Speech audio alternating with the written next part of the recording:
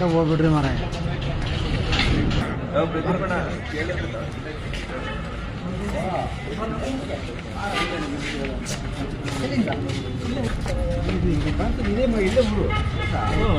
Phone ಮಾಡಿದ್ರಂತ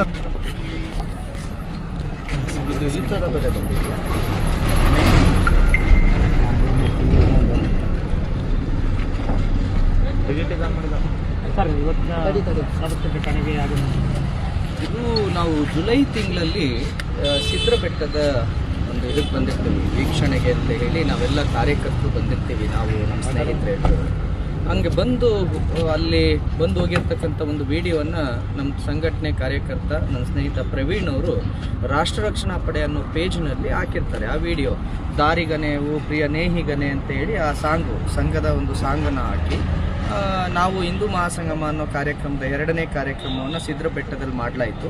ಆ ಕಾರ್ಯಕ್ರಮಕ್ಕೆ ಬಂದು ಅಲ್ಲಿ ಯಾವ ರೀತಿ ಆ ಸಿದ್ರ ಬೆಟ್ಟ ಇಸ್ಲಾಮಿಕ್ ಆಕ್ರಮಣಕ್ಕೆ ಇವತ್ತು ಒಳಗಾಗಿದೆ ಅನ್ನೋದನ್ನು ತಿಳಿಸಲಾಯಿತು ಜನರಿಗೆ ಅಂತ ಹೇಳಿ ನಾವು ಅಷ್ಟು ಶೇರ್ ಮಾಡಿದ್ವಿ. ಅದಕ್ಕೆ ನಮ್ಮ ಮೇಲೆ ಇಲ್ಲಿ ಧಾರ್ಮಿಕ ಭಾವನೆಗೆ ಧಕ್ಕೆ ಮತ್ತು ಪ್ರಚೋದನೆ ಅಂತ ಹೇಳಿ, ಅಂದರೆ ನಮ್ಮ ದೇಶದ ಸತ್ಯ ಇತಿಹಾಸವನ್ನು ತಿಳಿಸೋದು ನಮ್ಮ ಹಕ್ಕು. ಅಂದರೆ ಈ ದೇಶದ ಮೇಲೆ ಇಸ್ಲಾಮಿಕ್ ಆಕ್ರಮಣ ಆಗಿರೋದು ಸತ್ಯ. ಈ ದೇಶದ ಮೇಲೆ ಇಸ್ಲಾಮಿಕ್ ಆಕ್ರಮಣ ಆಗಿಲ್ಲ ಅಂತ ಯಾರೂ ಹೇಳಲಿಕ್ಕೆ ಸಾಧ್ಯ ಇಲ್ಲ. ಅದು ಇತಿಹಾಸ. ಇಸ್ಲಾಮಿಕ್ ಆಕ್ರಮಣಕಾರರು ಅಂತ ಬುಕ್ಗಳೇ ಇದೆ, ಇತಿಹಾಸದ ಪಠ್ಯಪುಸ್ತಕಗಳೇ ಇದೆ. ಅದನ್ನು ನಾವು ಹೇಳಿದ್ರೆ ಅದು ಕೋಮು ಪ್ರಚೋದನೆ ಆಗುತ್ತೆ ಅಥವಾ ಮತ್ತೇನೋ ಆಗುತ್ತೆ ಅನ್ನೋದಾದರೆ ಅದನ್ನು ನಾವು ಒಪ್ಪೋದಕ್ಕೆ ಸಾಧ್ಯ ಇಲ್ಲ. ನನ್ನ ದೇಶದ ಸತ್ಯ ಇತಿಹಾಸವನ್ನು, ನಮ್ಮ ದೇವಾಲಯಗಳ ಮೇಲೆ ನಡೆದಂಥ ಔರಂಗಜೇಬು ನಮ್ಮ ದೇವಾಲಯಗಳ ಮೇಲೆ ಮಾಡಿದಂಥ ಆಕ್ರಮಣವನ್ನು ನಾವು ತಿಳಿಸೋದು, ನಮ್ಮ ಜನರನ್ನ ಮುಂದಿನ ಪೀಳಿಗೆಗೆ ಜಾಗೃತಿಗೊಳಿಸೋದು ನನ್ನ ಕರ್ತವ್ಯ. ಮೊಘಲರು ಮಾಡಿದ ಆಡಳಿತವನ್ನು, ಟಿಪ್ಪು ಸುಲ್ತಾನ್ ಮಾಡಿದ ಆಡಳಿತವನ್ನು ತಿಳಿಸೋದು ನನ್ನ ಕರ್ತವ್ಯ. ನಾವು ಅದನ್ನು ಮಾಡಿದ್ದೀವಿ. ಆದರೆ ಅದಕ್ಕೆ ಸಂಬಂಧಪಟ್ಟಂತೆ ವಾಕ್ ಸ್ವಾತಂತ್ರ್ಯ ಯಾವ ಮಟ್ಟಕ್ಕಿದೆ ಅಂತ ಅಂದರೆ, ಇವತ್ತಿನ ಈ ಕಾಂಗ್ರೆಸ್ ಸರ್ಕಾರ ಬಂದಾದ ಮೇಲೆ ನಮ್ಮ ಮೇಲೆ ಎಲ್ಲ ಕಡೆ ಕೇಸ್ ಹಾಕೋದು, ವಿನಾಕಾರಣ ಕೇಸ್ ಹಾಕುವಂಥದ್ದು. ನಾವು ಎಲ್ಲೇ ಹೋದ್ರು ಹಿಂದೂಗಳನ್ನು ಜಾಗೃತಿ ಮಾಡುವಂಥ ಯಾವುದೇ ಕಾರ್ಯಕ್ರಮವನ್ನು ಮಾಡಿದ್ರು ಕೂಡ ಅದಕ್ಕೆ ನಮ್ಮ ಮೇಲೆ ಕೇಸ್ ಹಾಕಿ ವಿನಾಕಾರಣ ಸ್ಟೇಷನಿಗೆ ಬರುವಂಗೆ, ವಿನಾಕಾರಣ ನಮ್ಮ ಮೇಲೆ ಒತ್ತಡ ಹಾಕುವಂಥ ಕೆಲಸವನ್ನು ಕಾಂಗ್ರೆಸ್ ಬಂದು ದಿನದಿಂದ ಮಾಡ್ಕೊಂಡು ಬಂದಿದೆ. ಇದುವರೆಗೂ ಎಲ್ಲ ಕಡೆ ಎಲ್ಲೆಲ್ಲಿ ಸಾಧ್ಯವೋ ಅಲ್ಲೆಲ್ಲ ಕಡೆ ಪುನೀತ್ ಕೆರೆಹಳ್ಳಿ ಬರೀ ಜೈಲು ಸ್ಟೇಷನ್ನು ಅಲೆದಾಡ್ಕೊಂಡಿರ್ಬೇಕೇ ಹೊರತು ಯಾವುದೇ ಹೋರಾಟವನ್ನು ಮಾಡಬಾರ್ದು ಅಂತ ಹೇಳಿ ಅಷ್ಟು ದಿನದಿಂದ ಸುಮ್ಮನೆ ಇದ್ದು, ಯಾವಾಗ ನಾವು ಬಾಂಗ್ಲಾ ವಲಸಿಗರ ವಿರುದ್ಧ ಹೋರಾಟವನ್ನು ಶುರು ಮಾಡಿಕೊಂಡ್ವು, ಈಗ ಎಲ್ಲ ಸ್ಟೇಷನ್ಗಳಲ್ಲೂ ನೋಟಿಸ್ ಕೊಟ್ಟು ಕರೆಯುವಂಥ ಪ್ರಯತ್ನವನ್ನು ಮಾಡ್ತಾ ಇದೆ. ಪ್ರತಿ ಸ್ಟೇಷನ್ಗಳಲ್ಲಿ ನೋಟಿಸ್ ಕೊಡೋದು, ವಿಚಾರಣೆಗೆ ಬನ್ನಿ, ಪ್ರತಿ ಸ್ಟೇಷನಲ್ಲಿ ನೋಟಿಸ್ ಕೊಡೋದು, ವಿಚಾರಣೆಗೆ ಬನ್ನಿ ಅಂತ. ಇವತ್ತು ಇಲ್ಲಿ ವಿಚಾರಣೆಗೆ ಬಂದು ಮಾಡಿದ್ದೀವಿ. ಇಲ್ಲಿ ನಮ್ಮ ಆತ್ಮೀಯರು ಸ್ನೇಹಿತರಾದಂಥ ಲಿಂಗರಾಜು ಅವರು ನಮಗೆ ಜಾಮೀನು ಕೊಟ್ಟಿದ್ದಾರೆ. ಬಹಳ ತುಂಬ ಹೃದಯ ಧನ್ಯವಾದಗಳು. ಲಿಂಗರಾಜು ಅವರು ನಮಗೆ ಇವತ್ತಿಲ್ಲಿ ಜಾಮೀನು ಕೊಟ್ಟು ನಮಗಿಲ್ಲಿ ಸ್ಟೇಷನ್ನಲ್ಲಿ ಬೇಲಾಯಿತು. ನಾವು ನಮ್ಮ ಹೇಳಿಕೆಯನ್ನು ಕೊಟ್ಟಿದ್ದೀವಿ. ಇಲ್ಲೇ ನೆಲಮಂಗಲದ ಎಲ್ಲ ಶಶಿ ಅವರು ಆಗಿರ್ಬೋದು, ನಮ್ಮ ದೀಪಕ್ ತಲ್ವಾರ್ ಅವರಾಗಿರ್ಬೋದು, ಎಲ್ಲರೂ ಕೂಡ ಅವರಿವರು ಅಂತೇನಿಲ್ಲ, ಎಲ್ಲ ಕಾರ್ಯಕರ್ತರು ಇವತ್ತು ನಮ್ಮ ಜೊತೆಗೆ ಇಲ್ಲಿ ದಾಬಸ್ಪೇಟೆಯಲ್ಲಿ ಬಂದು ನಿಂತಿದ್ದಾರೆ. ದಾಬಸ್ಪೇಟೆ ಎಲ್ಲ ನನ್ನ ಹಿಂದೂ ಕಾರ್ಯಕರ್ತರಿಗೆ ಮತ್ತು ನಮ್ಮ ಜೊತೆಗೆ ನಿಂತಂಥ ಎಲ್ಲ ಕಾರ್ಯಕರ್ತರಿಗೆ ನಾನು ಧನ್ಯವಾದ ತಿಳಿಸ್ತೀನಿ.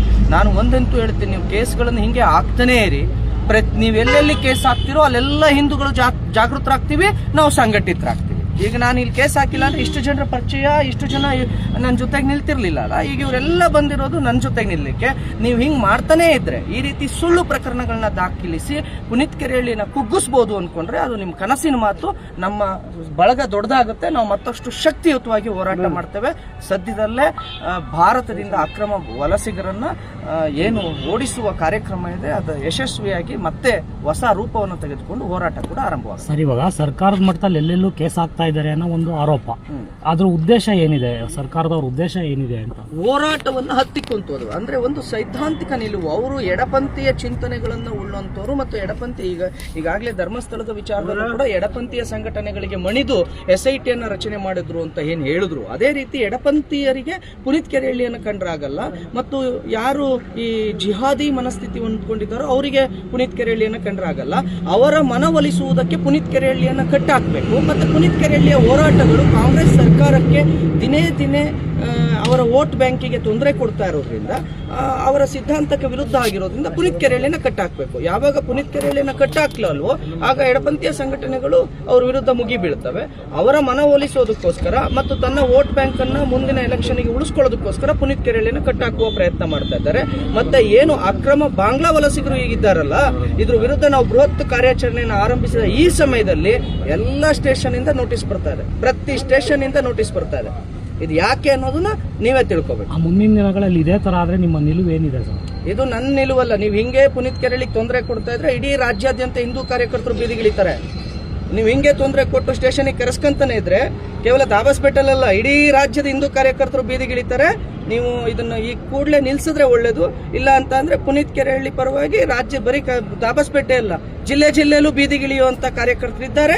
ಬೀದಿಗಿಳಿದು ಪ್ರತಿಭಟನೆ ಮಾಡೇ ಮಾಡ್ತಾರೆ. ರಾಜಕೀಯವಾಗಿ ಬಿಜೆಪಿ ಇರ್ಬೋದು ಅಥವಾ ಬೇರೆ ಪಕ್ಷಗಳು ಹಿಂದೂಗಳನ್ನ ವೋಟ್ ಬ್ಯಾಂಕ್ ಆಗಿ ಬಳಸ್ತಿರುವಂಥದ್ದು, ಅವ್ರು ಯಾಕೆ ಸಂಘಟನೆ ಅಂತ ನಿಮ್ಮಂತವರಿಗೆ ಯಾಕೆ ಸಪೋರ್ಟ್ ಕೊಡ್ತಾ ಇಲ್ಲ ಅಂತ? ಅಲ್ಲ, ಈಗ ನಾವು ಅವ್ರು ಸರ್ಕಾರದಲ್ಲಿ ಇದ್ರೆ ಕೇಳಬಹುದು. ಈಗ ಅವರು ಅಧಿಕಾರದಲ್ಲಿ ಇಲ್ಲ, ಅವರು ಸಪೋರ್ಟ್ ಮಾಡ್ತಿದ್ದಾರೆ. ಮೊನ್ನೆ ವಿಜಯೇಂದ್ರ ಅವರು ಟ್ವೀಟ್ ಮಾಡಿದ್ದಾರೆ, ಸಿ.ಟಿ. ರವಿ ಅವರು ಕೂಡ ಟ್ವೀಟ್ ಮಾಡಿದ್ದಾರೆ. ಆ ಲೋಕಲ್ಗೆ ಹೋದಾಗ ಅಲ್ಲಿರ್ತಕ್ಕಂಥ ಕೃಷ್ಣಪ್ಪ MLA ಕೃಷ್ಣಪ್ಪ ಸರ್ ಅವರು ಕೂಡ ಜೊತೆಗೆ ನಿಂತಿದ್ದಾರೆ. ಚಲವಾದಿ ನಾರಾಯಣಸ್ವಾಮಿ ಅವರು ಕೂಡ ಫೋನ್ ಮಾಡಿ ಕರೆ ಮಾಡಿ ಇದು ಮಾಡಿದ್ದಾರೆ. ಎಲ್ಲರೂ ಪ್ರತಾಪ್ ಸಿಂಹ ಅವರು ಒಂದು ಪ್ರಕರಣದಲ್ಲಿ ಜೊತೆಗೆ ಬಂದು ನಿಂತ್ಕೊಂಡ್ರು. ಭರತ್ ಶೆಟ್ಟಿ ಅವರು ಮಂಗಳೂರಿಂದ ಟ್ವೀಟ್ ಮಾಡಿದ್ದಾರೆ. ಇಲ್ಲ ಅಂತೇನಿಲ್ಲ, ಅವರು ಎಲ್ಲರೂ ಕೂಡ ಯಾರ್ಯಾರು ಜೊತೆಗೆ ನಿಲ್ಬೇಕು, ಯಾವ್ಯಾವ ರೀತಿ ನಿಲ್ಬೋದು ಆ ರೀತಿ ನಿಂತಿದ್ದಾರೆ. ನಿಂತಿಲ್ಲ ಅಂತ ಹೇಳೋದು ಸುಳ್ಳಾಗುತ್ತೆ, ತಪ್ಪಾಗುತ್ತೆ. ನಿಂತಿದ್ದಾರೆ. ಆದ್ರೂ ಕೂಡ ಕೆಲವೊಂದು ಬಿಜೆಪಿಗರು ನಿಮ್ ವಿರುದ್ಧನೇ ಒಂದಷ್ಟು ಪೋಸ್ಟ್ಗಳನ್ನ ಹಾಕೋದು, ಇಲ್ಲಿ ಲೋಕಲ್ ನಲ್ಲಿ ಮಾಡುವಂತ ಕೆಲಸ ಕೆಲವರು ಮಾಡಿದ್ದಾರೆ ಅಂತ ಗೊತ್ತಿಲ್ಲ. ಈಗ ಅವರು ಬದಲಾಗಿದ್ದಾರೋ ಏನೋ. ಆಗ ಒಂದು ಸಂದರ್ಭದಲ್ಲಿ ಆ ರೀತಿ ಮಾಡಿದ್ರು, ಅದು ನನ್ನ ಗಮನಕ್ಕೂ ಬಂದಿತ್ತು. ಅವ್ರ ಹೆಸರೇನೋ ಇದೆ, ಜಗದೀಶ್ ಚೌಧರಿ ಅನ್ನೋರು ಮಾಡಿದ್ರು. ಹಾಗೇನೋ ಅವ್ರು JDSಗೋ ಕಾಂಗ್ರೆಸ್ಗೋ ಹೋಗ್ಬೇಕಿತ್ತು, ಅದಕ್ಕೆ ಪುನೀತ್ ಕೆರೆಹಳ್ಳಿ ವಿರುದ್ಧ ಮಾತಾಡಿದ್ರು.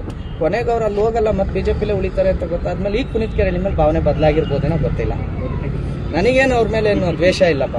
ಜಗದೀಶ್ ಚೌಧರಿ ಅವರು ಅವ್ರಿಗೆ ಪಾಪ ಇರ್ತಕ್ಕಂಥ ಮುಸ್ಲಿಂ ಸ್ನೇಹಿತರನ್ನೋ ಇಸ್ಲಾಂ ಸ್ನೇಹಿತರನ್ನೋ ಮನವೊಲೈಸಬೇಕಾದ ಕರ್ತವ್ಯ ಅವ್ರ ಬಿಸ್ನೆಸ್ ಇದೆ ಅನ್ಕೊಂತೀನಿ. ಅವ್ರ ಜೊತೆ ನನಗೆ ಗೊತ್ತಿರೋ ಪ್ರಕಾರ ಪಾಪ ಅಲ್ವಾ, ಅವ್ರ ಬಿಸ್ನೆಸ್ಸಿಗೆ ಪುನೀತ್ ಕೆರೆಹಳ್ಳಿ ಬೈದ್ರೆ ಅವ್ರ ಬಿಸ್ನೆಸ್ ಚೆನ್ನಾಗಾಗುತ್ತೆ ಅನ್ನಂಗಿದ್ರೆ ಪಾಪ ಏನು ಮಾಡೋಕ್ಕಾಗತ್ತೆ. ಹಂಗೇನಿಲ್ಲ, ನನಗಂತೂ ದ್ವೇಷ ವೈಯಕ್ತಿಕವಾಗಿ ಯಾರ ಮೇಲೂ ಇಲ್ಲ.